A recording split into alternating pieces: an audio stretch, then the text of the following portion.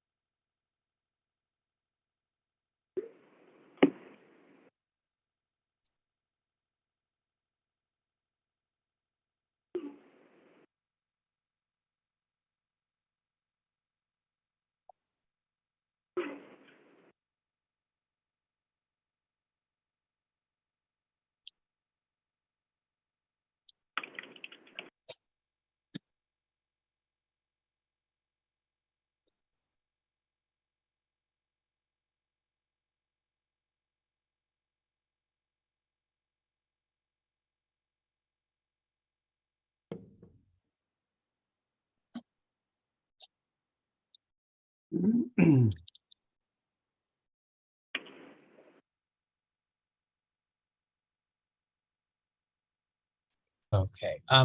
Good afternoon, everybody. My name is Josh. I am from Eisinger Law. While we get everybody in, I would just like to go over a few webinar basics. First, as you can see on the screen, you'll see our legal advice disclaimer. The information contained in this webinar is for informational purposes only and is not legal advice or a substitute for legal counsel. To submit a question, and we encourage you to use the Q&A function instead of chatting because it keeps all the questions in order and easier to address. On the bottom of your screen, you will see the Q&A button, and a dialog box will open and allow you to submit a question. And we'll try to get to as many questions as we can. If we don't answer your question, feel free to follow up in an email to any of the panelists. To view your options, adjusting your view options, our recommended is the side-by-side mode, so you can see all panelists. This is a preference. If you would prefer to see the active speaker, you can do that as well. And I will give it over to the panelists. Hi, everyone. My name is Jonathan Louie, and I'm going to be moderating today's session on the Florida's new SB-4D legislation and structural reserve study requirements. We have with us a panel of experts. I'll do a quick intro of myself. I've been in the business for over 40 years, and I'm currently president of business development for Will Manage nationwide. We're the third largest management company in the country. And I'm going to introduce right now, on the upper left of my screen, we have Sinisa Kola, who's an engineer and the principal of the Falcon Group. On the upper right of my screen, we have Carolina Schneiderman-Scher. That's always a mouthful for me, Carolina, sorry. And Carolina is a partner with Eisinger Law. And at the bottom of my screen, with the glasses, other than myself, is Diane Balsero. She's founder and owner of On Point Managing Solutions. So, Sinisa, if we could start with you, if you wouldn't mind introducing yourself. By all means, even though, ladies go first, but I guess nowadays, my name is Sinisa Kola. Thank you very much, Jonathan, for the introduction. I am a principal of the Falcon Group. Falcon Group is the engineering consulting company that services and works with condominiums and HOAs throughout Florida. We have offices in Miami, West Palm Beach, and St. Petersburg. And we have been working with many condo associations, but also as well as my colleague panelists on this panel with attorneys, management companies, and owner reps in assisting, as I said, condominium and HOAs in whatever their engineering needs might be. Thank you, Sinisa. And I apologize. I like to go clockwise. Otherwise, I get confused myself and forget who I introduced last. So Carolina, you're next on the screen. So if you wouldn't mind introducing yourself. Hi, thanks, Jonathan. My name is Carolina Shear. I'm a partner with Eisinger Law. We are a boutique full-service real estate firm. We specialize in representation of community associations, condos, HOAs, co-ops,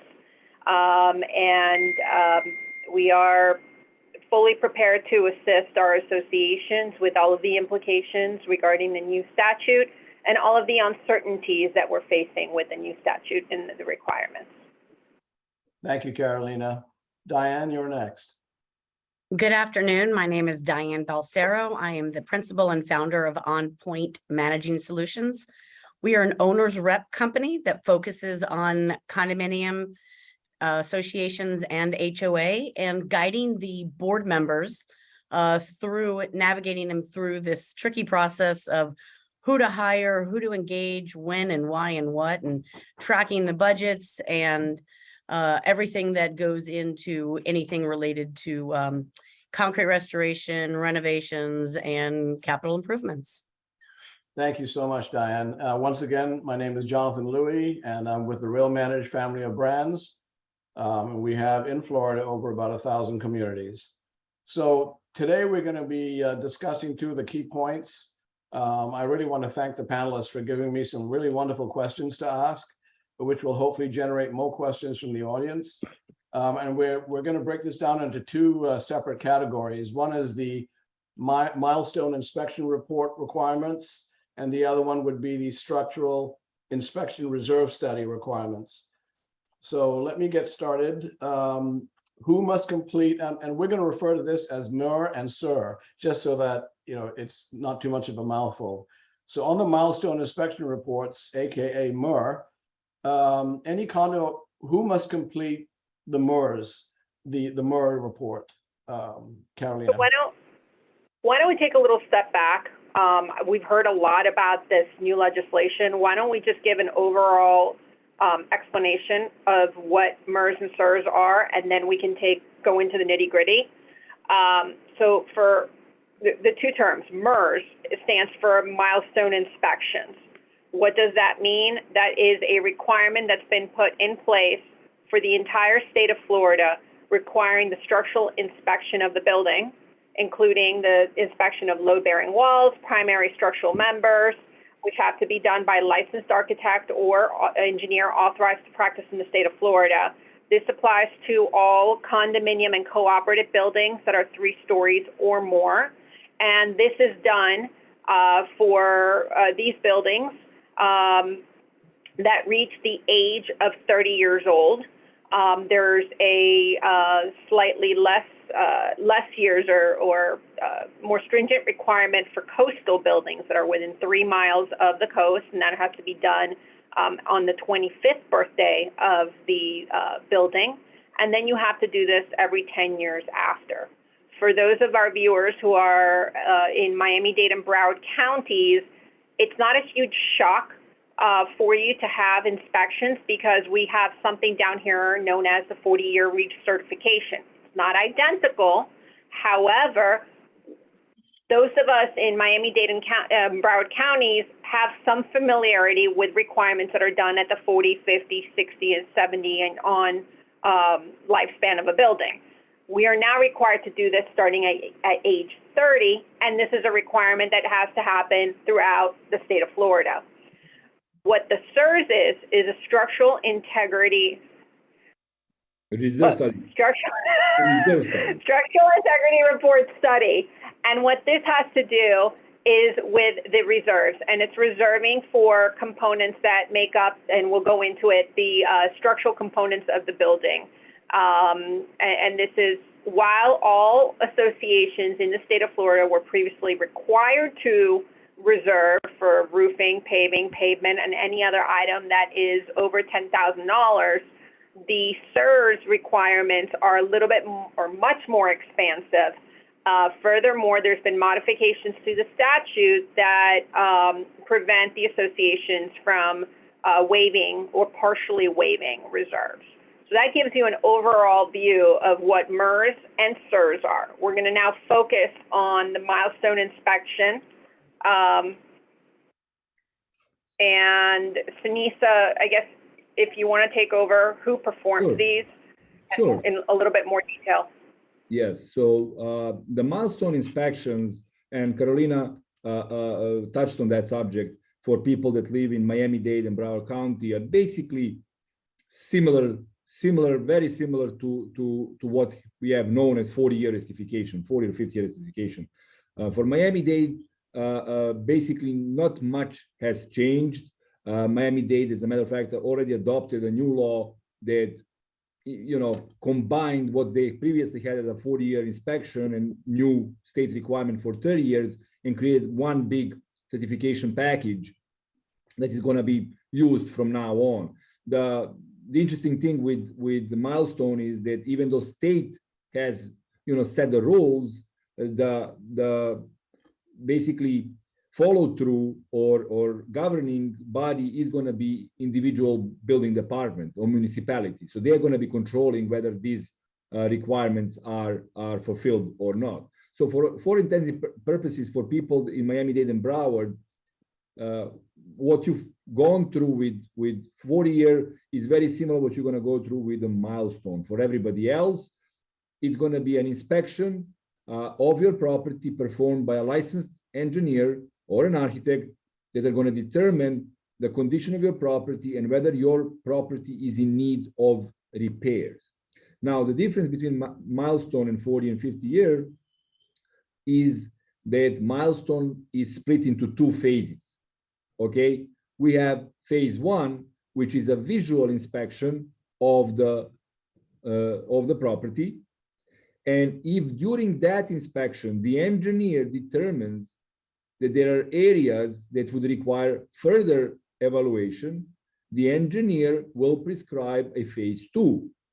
In phase two, the engineer might require a destructive investigation, calculation, testing, all kinds of things that are going to allow the engineer to properly evaluate and determine the type of issue in the building, proper repairs, and recommendations on how to address those issues. If at phase one, engineer is satisfied with the condition of the property, engineer will basically issue a report that says everything is the way it's supposed to be, and the property will not be due for such a report for another, I believe, 10 years. So as I understand the way that this is supposed to work, Sinisa, the statute's set up to delegate to the local municipalities and the local building departments to issue the notice to the individual buildings that are reaching this birthday. So I don't know how quickly the turnaround time this is, but the way the statute's written, technically, by the time you get that notice, you're running very close to non-compliance. Isn't that correct? So it's somewhat of a confusing matter, the way how the law is written. Our interpretation and how we approached it was always that you have to issue a report, basically whether saying good or bad, but the report stating the condition of the building has to be issued within the given time frame. And right now, that time frame is for buildings that are older than 30 years. They've been given a grace period and to fulfill these requirements by end of 2024. For buildings that are 25 years old and within 3 miles from the coastline, the law is mute. Basically, doesn't mention these buildings whatsoever in terms of any grace period. We all assume it's going to be the same, but right now there is no direct correlation between 25 years, 3 miles, and any grace period. For everybody else, it is going to be when the time comes, you have to fulfill the requirement of issuing this report within, I believe, 180 days or by the end of the calendar year in which the building was CO'd. But that's going to be also tracked by the building department.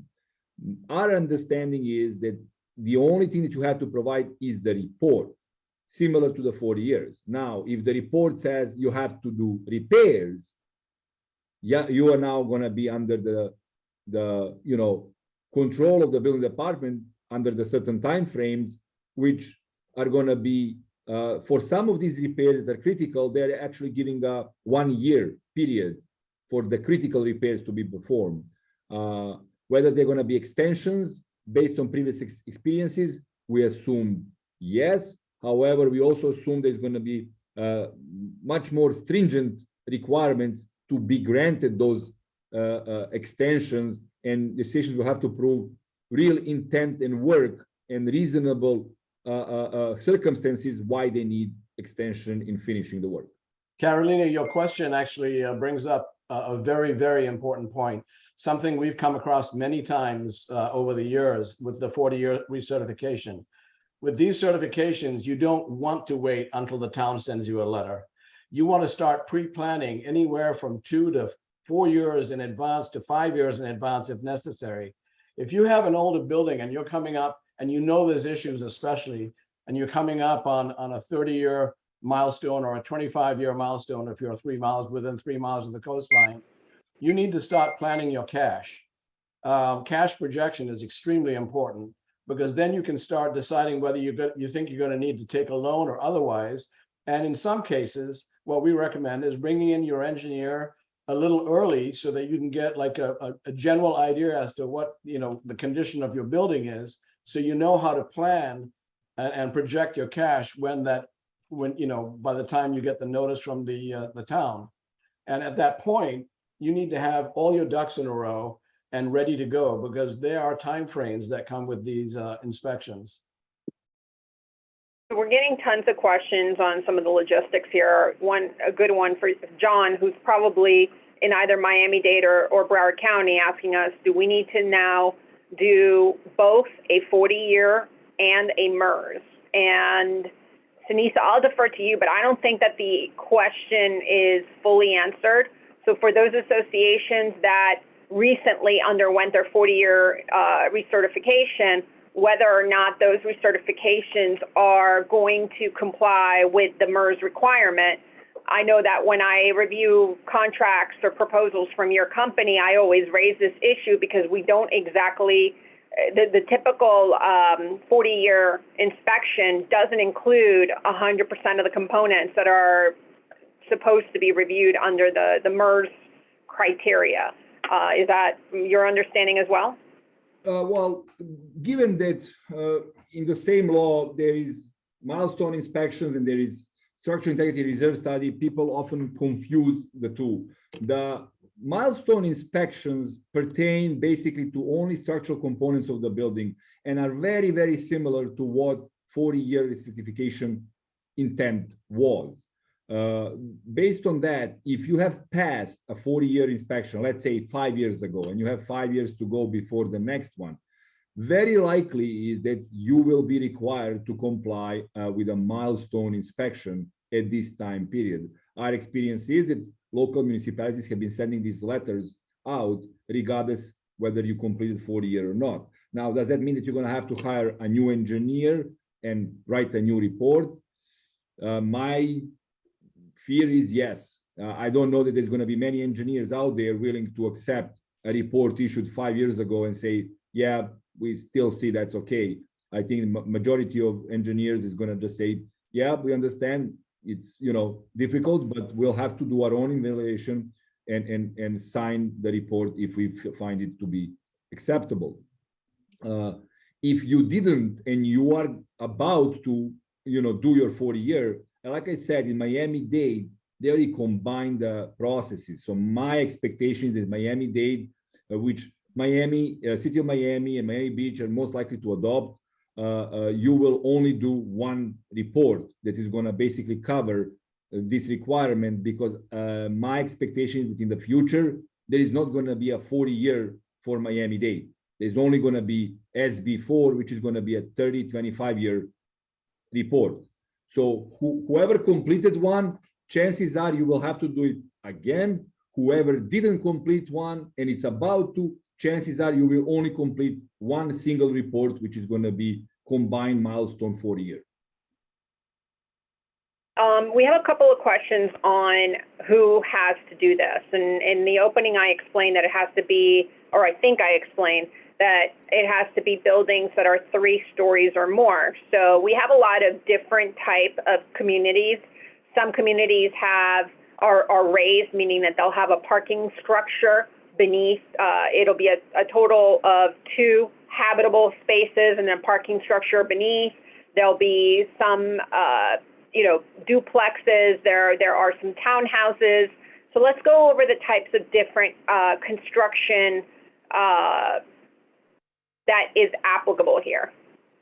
Sure. So 3 stories or higher, the way that it was left, it doesn't imply 3 habitable floors. It's 3 floors, meaning garage. You can have 2 floors of the garage and 1 floor of units, and that would count as a 3 floors total. So we are talking in terms of how many slabs do you have? How many elevated slabs do you have? If you have 3 elevated slabs, 3 slabs above the ground, you count as a 3-story or higher, and you would fall under these requirements. There is a difference between these requirements for milestone and previous 40-year requirements for Miami-Dade. Miami-Dade did not differentiate based on the floors. They differentiate based on the size of the building. So there were square footages, occupancies. The Sears only takes into, the milestone only takes into consideration height of the building. They are saying 3 floors or up. So there'll be some adjustments going forward. I think that the buildings that are below 3 floors, at least for Miami-Dade and Broward, would still have some requirements to fulfill, whether they're going to be exactly the same as the milestone inspection or they're going to be differently, more similar to existing 40 years. It's still not 100% clear, not at least I'm not aware. But in any way, for milestone inspections, we're talking about 3 floors, meaning 3 slabs. If you have a basement and 2 floors, you would probably not count as a 3-floor because it's implied to be 3 floors above the ground. However, that is still under consideration. I think there may be some clarifications given in what we expect to be a new revision or a glitch law coming up to clarify some of these things in the next session. At least that's the hope for all of us. All right, so if we have a pool area, Joanne is asking this, we have a pool area which is adjacent to a livable building. The building is only 2 floors, but a portion of the garage is underneath the livable building. It doesn't matter for purposes of the milestone, correct? It's probably going to be deemed 3 floors. Like I said, basements are not clearly defined. If there is an area, this is underground, not under livable space. If you are above ground and you have 3 slabs, you are going to fall under this requirement. If you have a garage that is in ground and then 2 floors above, that's it's going to be left to interpretation of the building department. Okay. Why don't we talk a little bit about the deadlines? I don't think we touched base on that just yet. Let me share just a slide on it. So the buildings that are 3 stories or more, again, have to be completed by December 31st of the year in which the building reaches 30 years of age based on their certificate of occupancy. So one particular question that I haven't seen addressed is some of our buildings are deemed condominium conversions. This is where the building, the physical structures of the building themselves existed prior to the building becoming a condominium. Some of these buildings, for example, Miami Beach, they could be 60-year-old buildings, but they were converted in the 1990s, 2000s. So for those buildings, would we be looking at the original building date, or would we be looking at the condominium conversion date? Because to me, it seems like we have to go back to the original date. Just like Miami-Dade and Broward counties, we go back to the original date of the building for the 40-year inspection. That is our experience. Our experience is that we always go back to the original date. The benefit, for all intents and purposes, is when there is a condo conversion, there is usually a nice, decent renovation accompanying such a conversion, and there is something called condo conversion report that you have to fulfill. So if this was done recently, the building should be in pretty decent shape, meaning you shouldn't have problem passing any of these requirements. However, if the building has been neglected, regardless when that conversion happened, we all have to take into consideration, why are we doing this? The purpose of this is to make sure that your buildings are safe. And regardless of the administrative process, how the building is treated, whether it's a condo, whether it's a co-op, whether it's a conversion, it's a hotel, commercial, whatever, however the building is treated, the age of the building is the age when the building was built. And we are trying to control the quality, the condition of these buildings after a certain time when they were, after they were put in function. So if the building was put in function 50 years ago and has been a rental for 47 of those 50, and then recently converted to a condo, that building is still 50 years old. And we are doing this for a purpose, to establish that it's still safe and in good condition. So I think that's important to differentiate. I think the question that is on most people's minds is, how much is this going to cost us, and is this going to be feasible?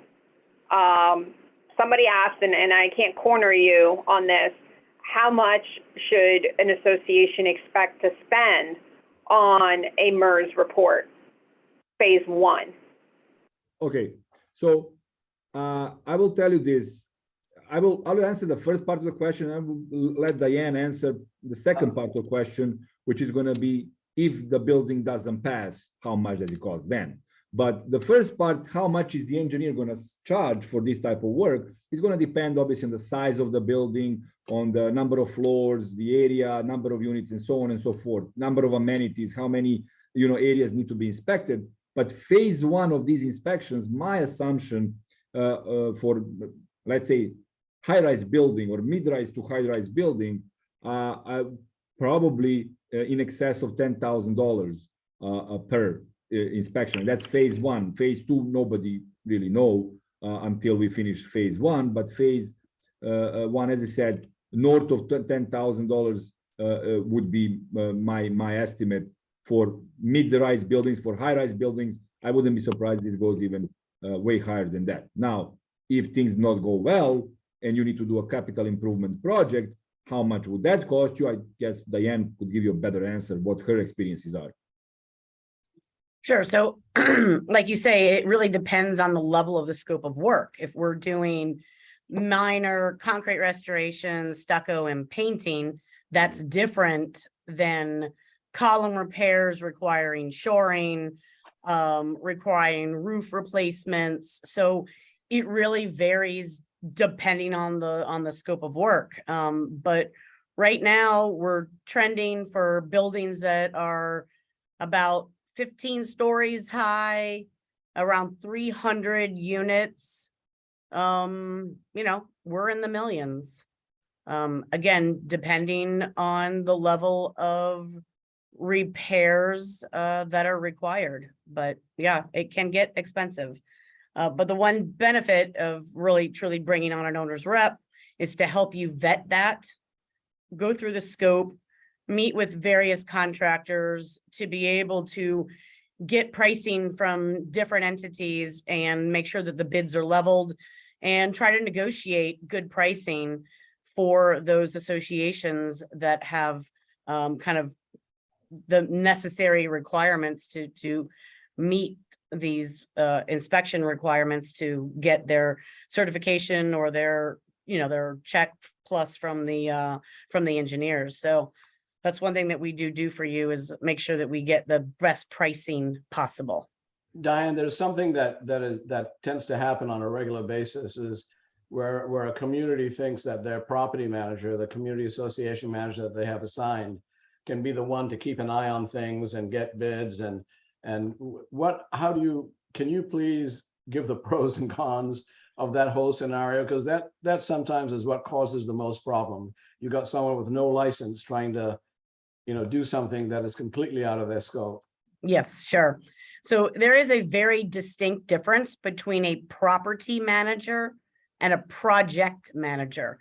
A property manager is hired really truly to be on property and maintain the project. Maintain the association, work with the board of directors, address unit owners' concerns, work with the maintenance team, work with the building engineer for operations and daily maintenance. Now, when we get into a recertification project or a capital improvement project, anything that's above and beyond the normal day-to-day work on a property, it really, really, really is best to engage a project manager or an owner's rep. The terminology is kind of intertwined because they have an expertise to understand what engineers specialize in what, who has availability, who can look at different scenarios and be creative on repair methodologies. They have the pulse of the local market with regards to contractors and timelines and durations, and can really help guide the property manager and the board navigating through these waters, paying attention to the budget and the schedule, and really focusing on that specific project in its entirety, opposed to a property manager being drug across, still trying to adjust Mrs. Jones's, light bulbs that are burnt out in the hallway, versus that project manager really focusing in and driving the work to completion. Thanks, Diane. Okay, Right. why don't we switch gears for a second from the MERS to the SERS, because I think that is, above all, seems to be the most challenge for associations and what our associations tend to be fearful. So again, I'll put up a brief explanation of what SERS is, and we can go into it and what the components are. So the structural reserve study is a study of the reserve funds that are required for future major repairs and replacement of common areas. And this is done based upon a visual inspection of the common areas. What needs to be done under this statute is almost a two-part process. The old, and Sunisa, correct me if I'm wrong, the old method of doing a structural integrity study didn't require that a licensed engineer or architect conduct a visual inspection of the components. The new statute now requires that a licensed engineer or architect conduct the visual inspection portion of the SERS study. Then the reserve calculation or the number crunching per se can be done by any qualified company that specializes or that deals with reserve studies. That is one change that I didn't have, that wasn't really codified in the prior statute, correct? Well, yeah, so I'm not even sure when we talk about the changes. I think that for the purpose of discussion, we should consider structural integrity reserves to be a brand new thing. That is basically an add-on to existing reserves that we have in place. So what the legislation did, what the legislature did with introducing this and passing this as a law is basically saying, so far you had reserves and you had certain rules regarding those reserves, but we are not happy how those rules were applying to our structural portion or key pieces of the building. So they introduced this law that basically says, for these items and these 9 or 10 items that we have listed in this SB-4, which is foundations, which is load-bearing system, which is flooring, which is electrical, fire protection, waterproofing, plumbing, painting, roofing, and so on and so forth. These are the rules. But those rules don't necessarily mean that what you've done before doesn't work or doesn't apply anymore. It just means that from now on, this is what you must do. And how they made it work is they say you cannot waive it and you cannot use it for anything else. So basically what they are saying, you're going to have to keep money in your reserves for these items specifically. Now, do you want to keep money for elevators? Do you want to keep money for the elevator lobbies, for the gym, for the lobby, for the hallways, or anything else? By the way, you can see here, there is no, on the slide that Carolina is posting, there is no mechanical equipment. So what about the cooling towers? What about the RTUs? What about any of that? None of that is in here. Do you want to have reserves? Right, well, wouldn't that be, Yes. wouldn't that go into the catch-all though? Because No. technically, even under the old statute and this statute, we have a catch-all, which is $10,000 or more. Correct, but if you read this catch-all in this law, it says negatively affect any structural integrity component. If your lobby costs more than $50,000 to be replaced, that doesn't affect negatively the structural integrity. That's why I'm saying, in my opinion, this is an add-on to the previous reserve. So we kind of have two reserve laws or two reserve statutes, one that deals only with structural and anything that might affect structural, and the old one that continues the same way, that you can potentially waive, you can potentially partially reserve and all of that. This one, you can't. Okay. That's my, by the way, I I'm not an do attorney. take the position that I do take the position that effective, and I can go back to the statute, and if I'm wrong, I'll stand corrected, that effective December 31st, 2024, we can actually not waive or partially waive any reserves, whether it's SERS reserves or regular reserves. But I can take a look at the statute and correct myself if I've made an incorrect. Sorry to interrupt, but I think this conversation that you and I are having online, it's very important for the people listening to this panel to know that the whole problem with this particular law is the discussion that we are having online and offline, and that is that pretty much all the professionals in this industry, between attorneys, reserve study specialists, and engineers, are somewhat confused with certain provisions of this law, and we are not 100% clear as to what they mean or what the intent is and how to truly apply them in the real life.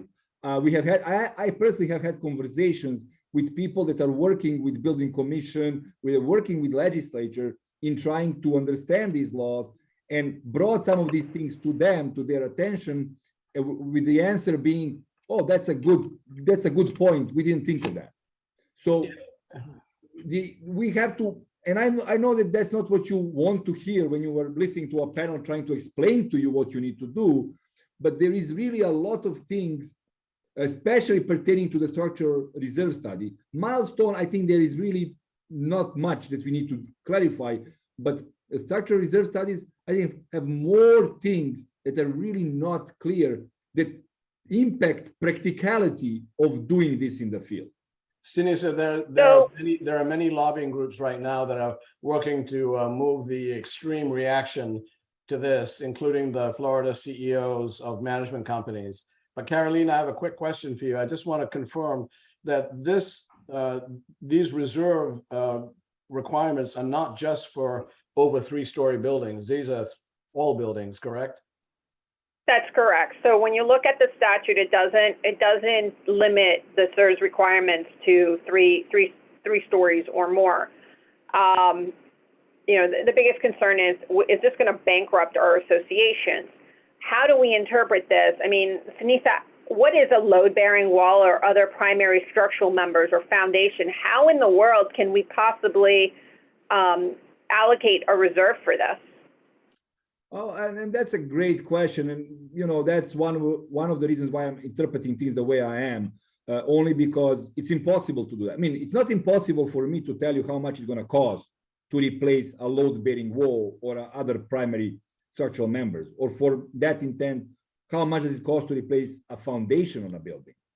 Numbers are easily to calculate for that. Practicality of that is, can you replace foundation?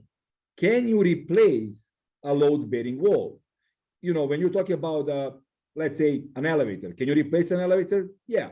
Can you replace a cooling tower? Yes. Is it pain in the tushy? Yes, it is, but you can do it, right?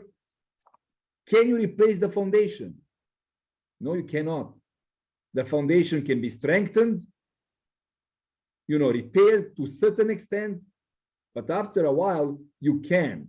There is really not much you can do about foundations, because replacing foundations means rendering the building uninhabitable, and cost of replacing foundation would probably surpass the value of the building. Purely construction value of the building. I'm not saying market value, construction value of the building.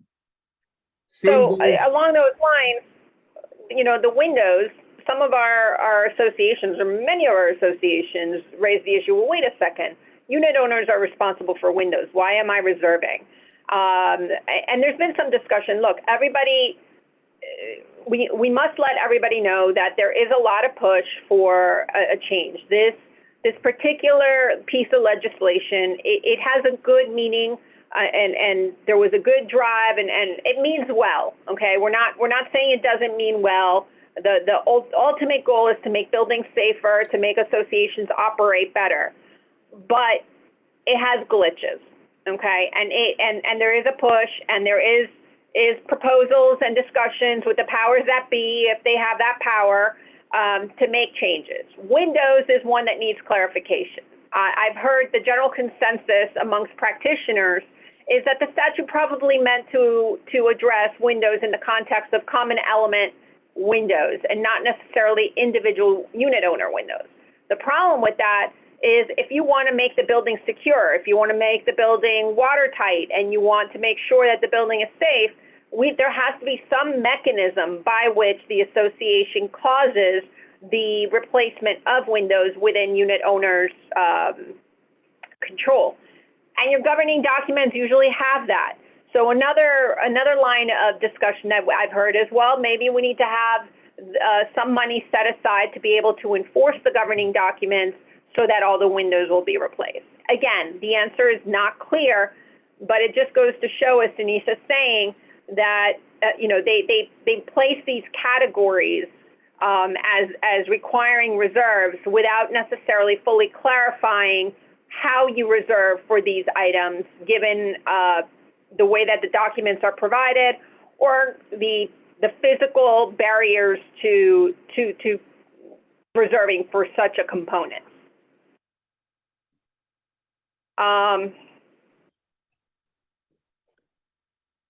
Actually, Okay. some of what you said came to light during some of our initial hurricanes, Katrina, Wilma, when there were condos that were blowing out, 200 plus windows, and there were these big debates going on about who pays for it, the association or the individual owner, and the insurance fortunately paid for just about all of it.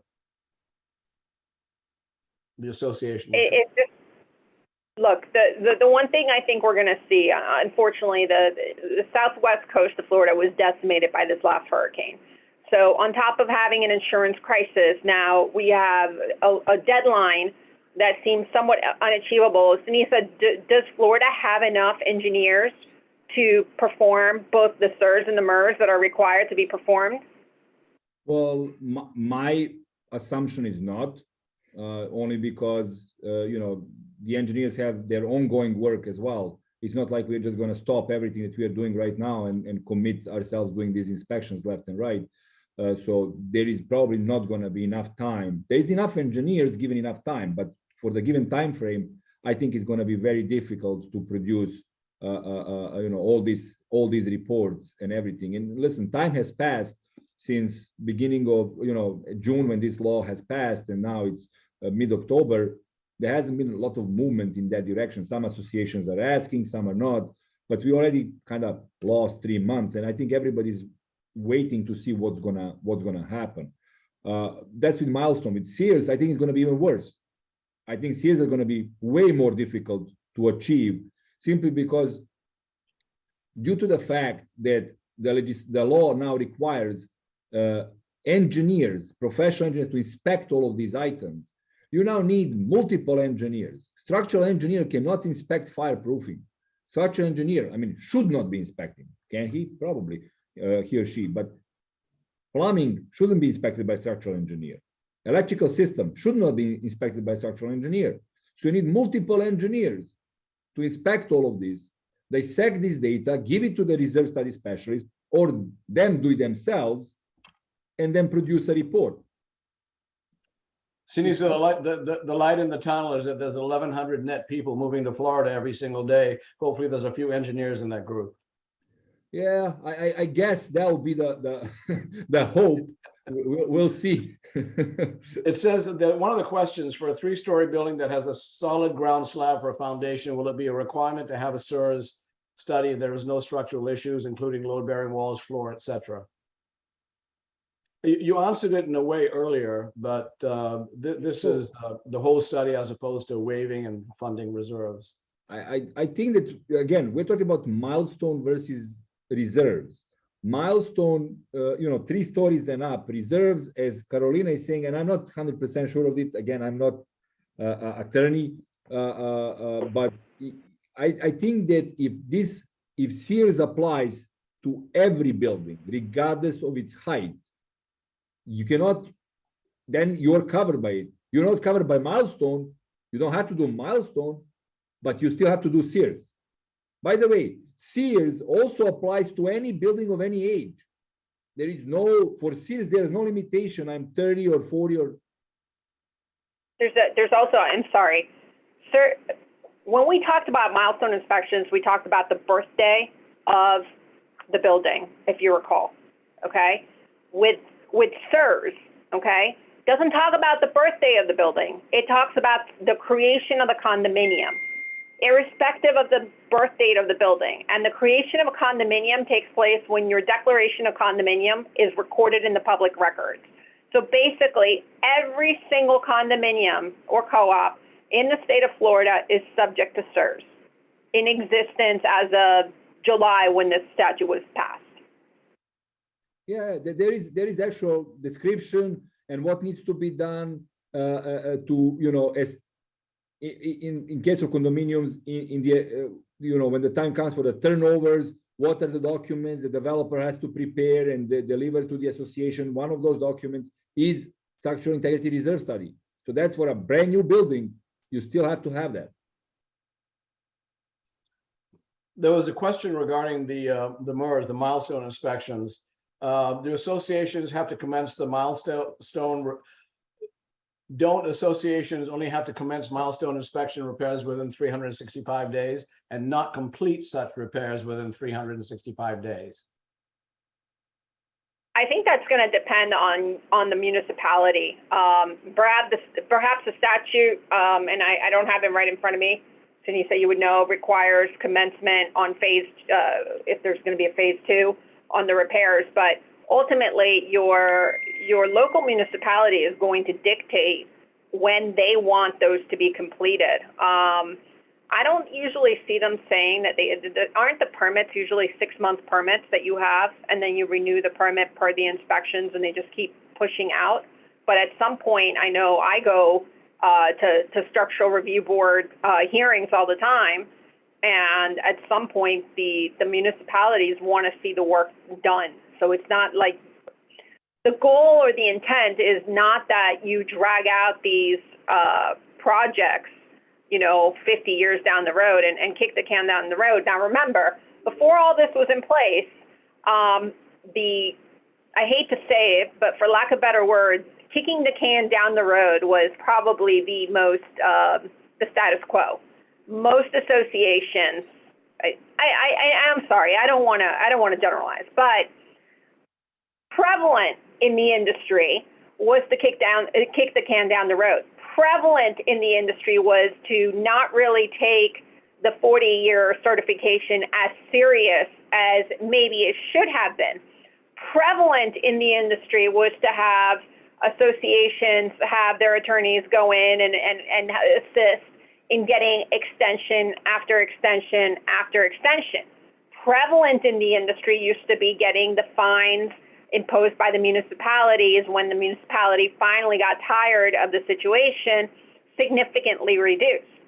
All that, in my opinion, has now changed. While there is still some wiggle room, it has to be within reason.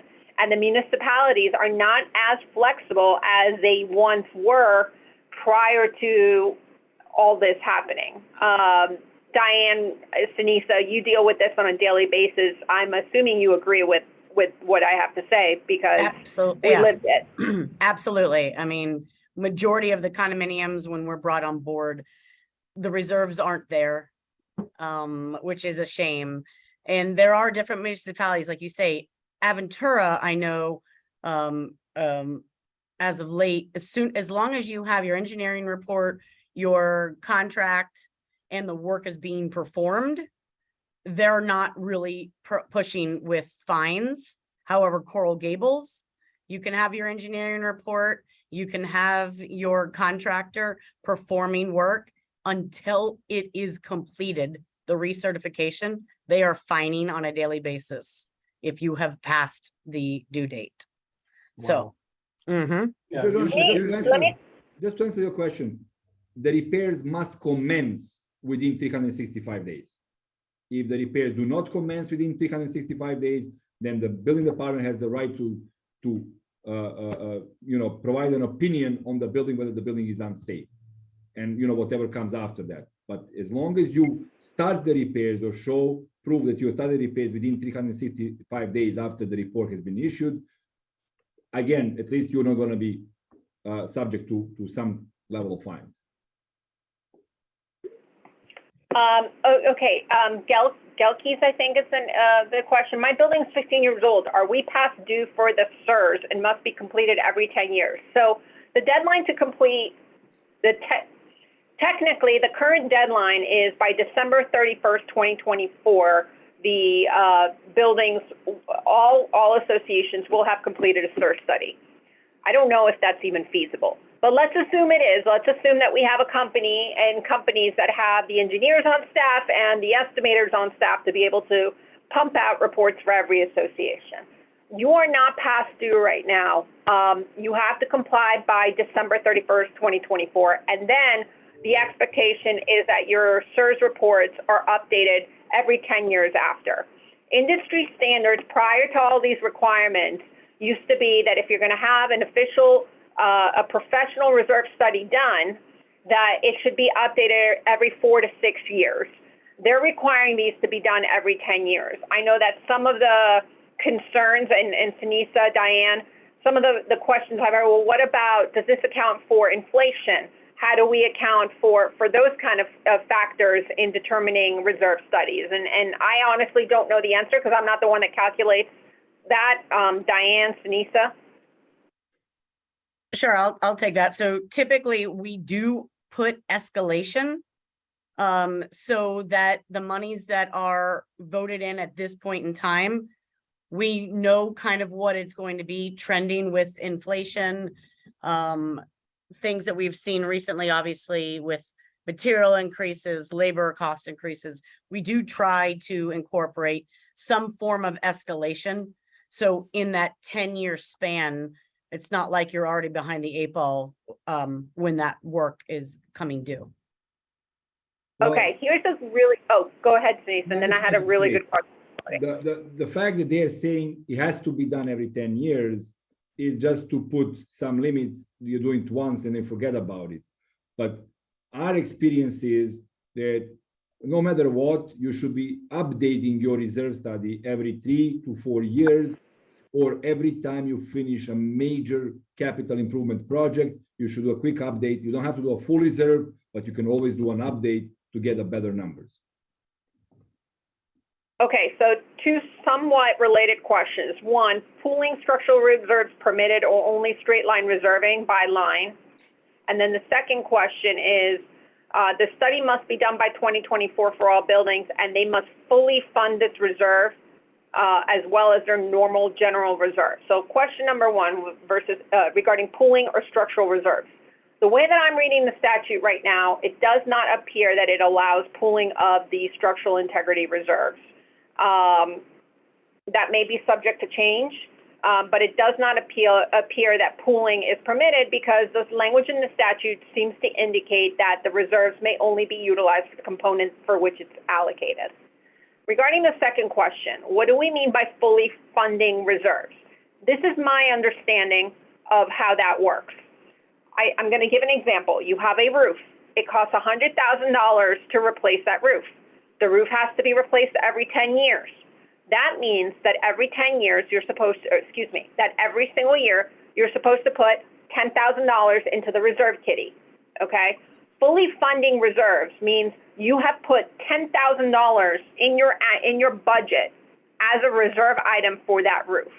That's my understanding of full funding reserves. I know that there is a lot of people and a lot of discussion on that. That's what I'm generally telling my clients. It's not, oh my God, December 31st, 2024 is here. I have to drop $100,000 into that reserve account so that it's full funded. No, it's for that year. Would you guys agree? So yes, there's going to be a problem with that in general, practical problem. And practical problem is this. If you've never had a reserve study, okay, you have never had a reserve study. And let's say that your building, your roof is 5 years old, right? And using Carolina's example, if the lifespan of the roof is 10 years, 5 years have passed, the cost of the roof is still $100,000, which means that from now on until that 5th year of when the roof is ready, you're going to have to fund $20,000, not $10,000, because this is the first time you're doing a reserve study. Whoever does that reserve study for you is going to tell you cost of the roof, $100,000, remaining life, 5 years, starting budget 0, ending budget 100,000, divide 1,000 by 5. That's it. You know, you're going to get 20,000 a year.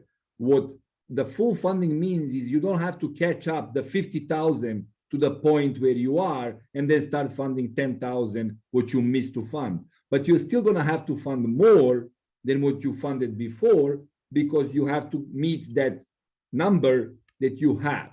So if you have funded, let's say you've done a reserve study and you have funded 5,000, even though your reserve specialist told you fund 10,000, you voted to partially fund and you're funding only 50% of the reserves. That means that you only funded $25,000 up to that particular point in time.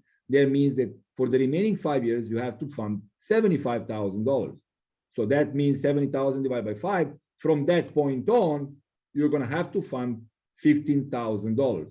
But it still doesn't mean that you have to reach the 50,000 that you would have had if you have funded everything fully. It just means that from that point on, you will have to fund fully for what the remaining balance is. It's still going to leave an impact on your reserves, but not as critical as having to do a special assessment to catch up to where I was supposed to be. No. So, I mean, it's not, at the end of the day, maybe you won't have the full $100,000 when you reach the expectancy of the roof, but it's meant to move forward. Okay. I think this is telling me that I should have probably included a banker on this list of panelists so we could figure out how to pay for this stuff. Well, that raises a very interesting question, because the problem that we have with many buildings is, and the lenders are more than willing to lend. Association lending is relatively, when a bank, and I don't want to put words in their mouth, but when a bank is going to look at an association and lend to an association, they're going to utilize the assessments as collateral. Okay, so it's not the riskiest of investments for a bank. However, the problem with obtaining the money for this, other than special assessing, is whatever hoops you have to jump through pursuant to your own governing documents to get loans. Some associations have requirements that the membership by 2/3 vote approve a loan.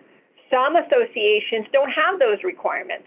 So this may be a good time for some of our associations to look at amending their docs to make it a little bit more feasible for obtaining financing. Another component on another issue that maybe the legislature wants to take up is addressing the ability of an association to obtain financing. But I don't know how feasible that would be, because you would then be, in essence, potentially interfering with contractual obligations that are set forth in your governing documents. But again, it's not that easy to procure these funds. And as Jonathan said early on, when we are facing these type of projects, planning is on our side. We have to look at this as a if you haven't started, you need to start. You need to plan, you need to look how you're going to achieve this financially. Your unit owners need to be informed about this. Historically, and actually, I want to get into our obligations as management, our obligations as board members. The statute specifically says that the failure to complete the MERS or the SERS constitutes a breach of fiduciary duty. With regard to the MERS, okay, when your engineer prepares the phase 1 or the phase 2 report, the engineer is supposed to send that, he or she sends it to the association as well as to the local building department. There's no hiding anymore. If there were associations that used to keep this under wraps, not available anymore.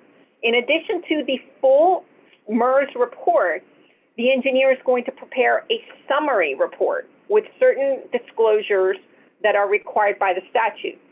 That summary report has to be sent to every single unit owner, and the tenants are also allowed or available for inspection. So the failure to do that also constitutes a breach of fiduciary duty.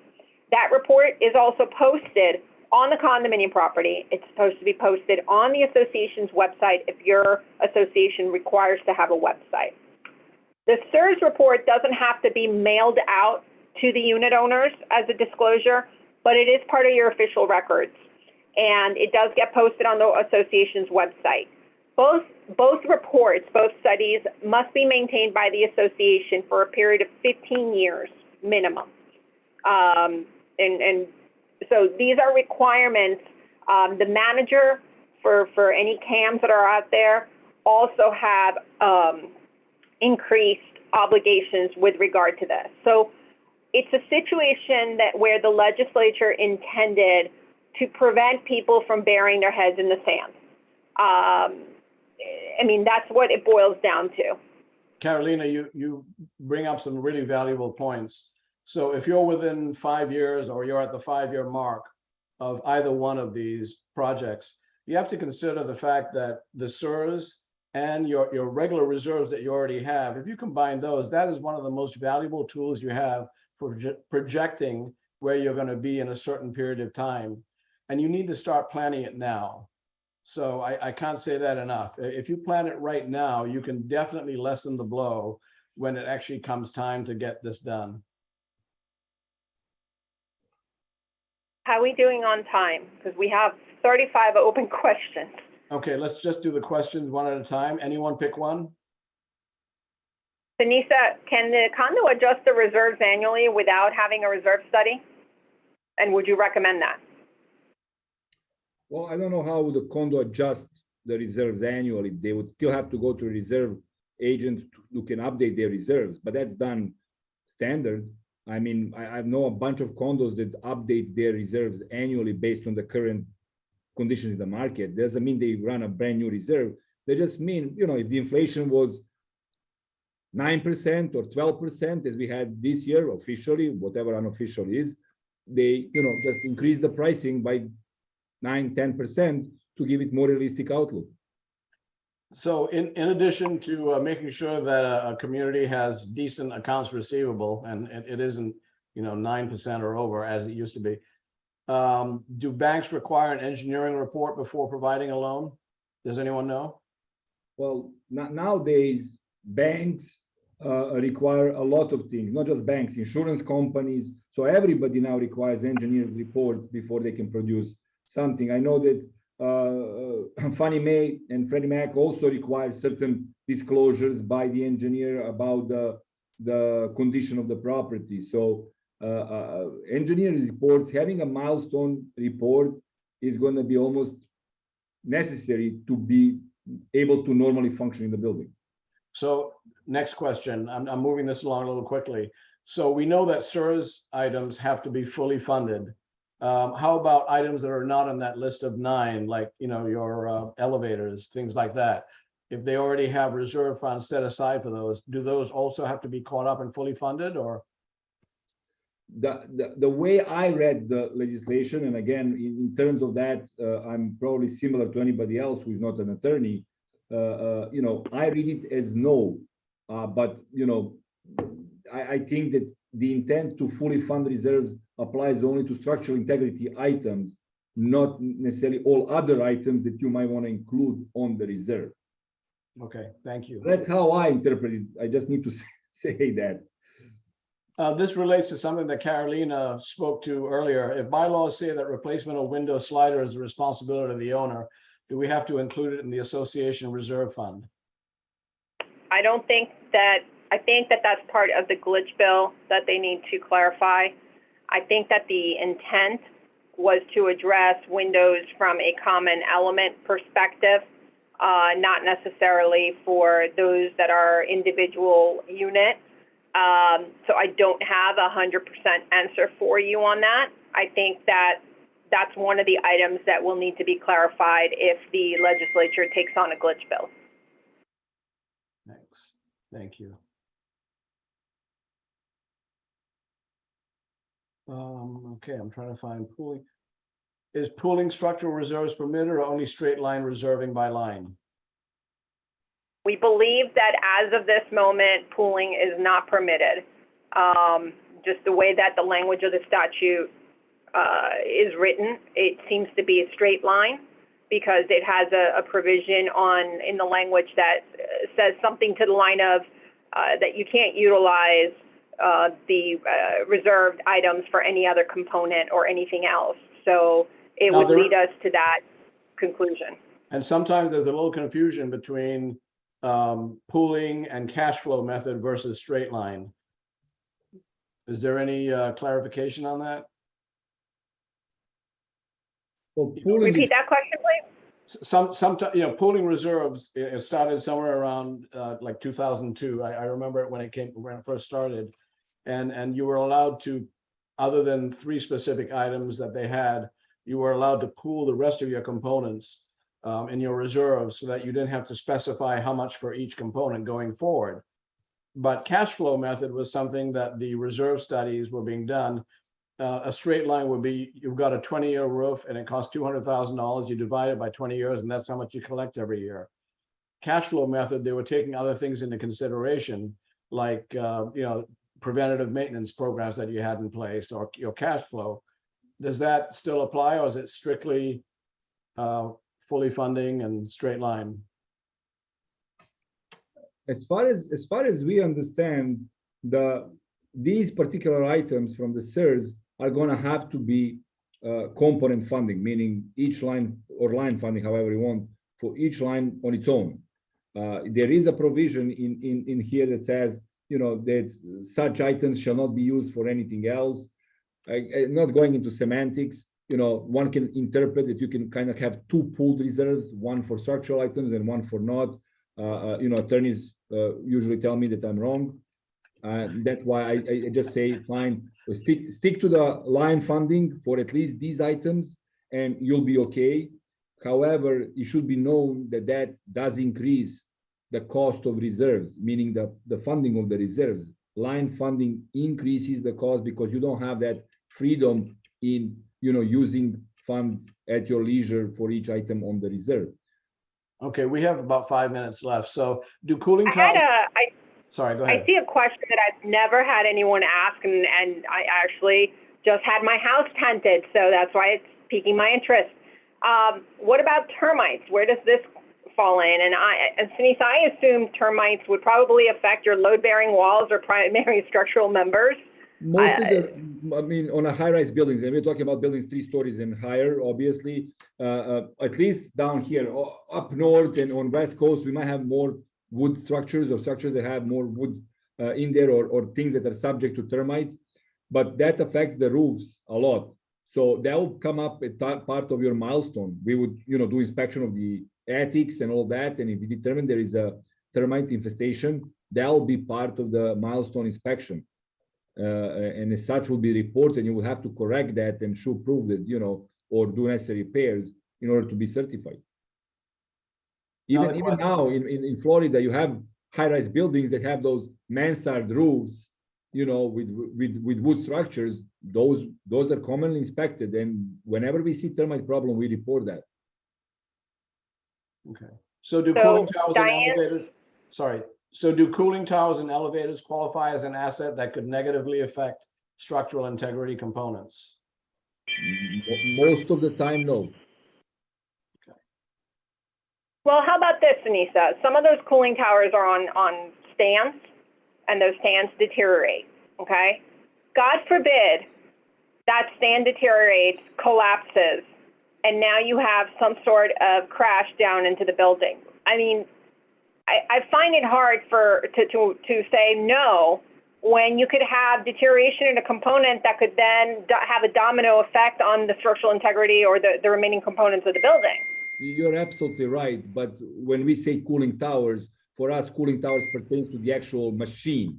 The supporting the cooling tower is still structural part and would be inspected as part of the milestone.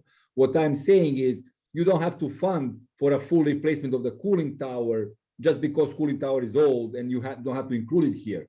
But if the supports under the cooling tower are bad, that's definitely going to be part of milestone and everything else.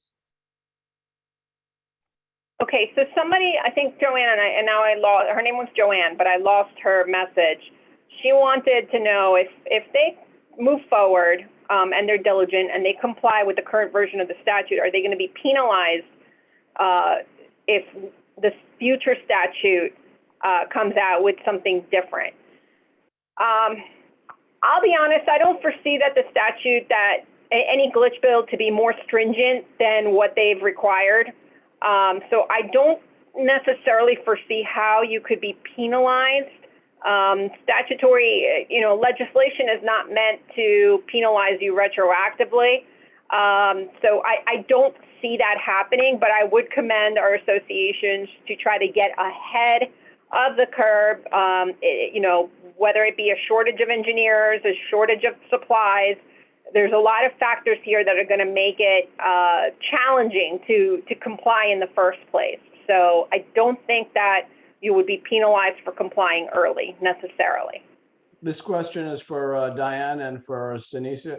When there are some folks who are having difficulty finding someone who will do a SIRS study, a structural integrity reserve study, any recommendations on whether you can help these folks or not? Yes, I mean, absolutely. I mean, they can reach out and we can call our list of engineers and see who has availability and interest and coordinate with the various ones. Like Sinisha mentioned, a structural engineer does the structural components, not the electrical and the plumbing and the life safety. So yes, we can combine all the necessary engineers that are needed to meet the SIRS requirements or the MERS, the milestones as well. Sinisa, do you have any suggestions? Unfortunately, I do not. I would love to tell you there is this secret pot of engineers and you just dip in and you're going to get one. But unfortunately, we are all in the same spot. I mean, try to reach out to as many engineers you have. I don't know if there's my contact information, but sure, I can type it in the chat or something. Reach out to us. We might not be able to do it right away, but we might be able to tell you when we're going to be able to do it. Again, if you are not under any type of a deadline and you have until 2024, you might be in better spot than anybody has to do it right away. Okay. And then one question here to clarify. We know that all buildings have to have the SIRS regardless of number of stories. But is there a unit count option, no. So it doesn't matter whether you have 1 unit or 100 units. If you're a, Condos or co-ops. That's it. okay. And got it also doesn't distinguish between commercial. So if it's a commercial condominium and commercial co-op versus, as long as you're governed by Chapter 718 or the co-op statute, that's who it applies to. Okay. Perfect. I think we're out of time. We have a lot of questions here. Maybe we could send this out. Joshua, I know you're still there. Maybe we could answer some of these questions offline.